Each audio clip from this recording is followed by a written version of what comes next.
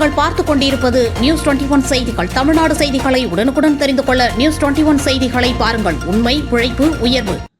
பாலக்கோட்டில் சாலை பாதுகாப்பு விழிப்புணர்வு குறித்து போலீசார் ஹெல்மெட் பேரணி. தருமபுரி மாவட்டம் பாலக்கோடு அரசு ஆண்கள் மேல்நிலைப் பள்ளியில் இருந்து தொடங்கி சாலை பாதுகாப்பு விழிப்புணர்வு குறித்த போலீசாரின் ஹெல்மெட் விழிப்புணர்வு பேரணியை டிஎஸ்பி மனோகரன் கொடியசைத்து துவக்கி வைத்தார்.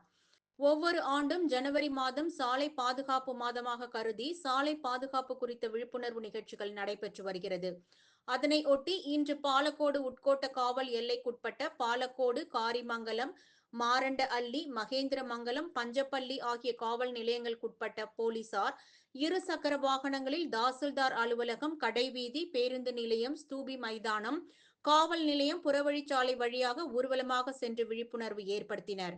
இந்த பேரணியின் போது தலைக்கவசம், உயிர்கவசம், தலைக்கவசம் அணியாமல் வாகனத்தை இயக்காதே, தலைக்கவசம் அணிவோம், உயிரை பாதுகாப்போம் உள்ளிட்ட முழக்கங்களுடன் ஹெல்மெட் அணிவதன் அவசியம் குறித்தும், ஹெல்மெட் அணியாமல் செல்வதால் ஏற்படும் விபத்துகளில் அதிக அளவில் உயிரிழப்புகள் ஏற்பட்டு வருவதாகவும் பிரச்சாரம் மேற்கொண்டனர்.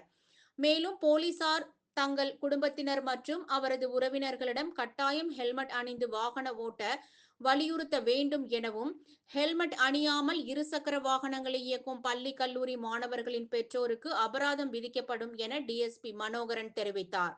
இந்த பேரணியில் இன்ஸ்பெக்டர்கள் பாலசுந்தரம், சுப்பிரமணி, பார்த்திபன், வீரம்மாள், சப் இன்ஸ்பெக்டர் கோகுல் உள்ளிட்ட 100க்கும் மேற்பட்ட போலீசார் கலந்து கொண்டனர்.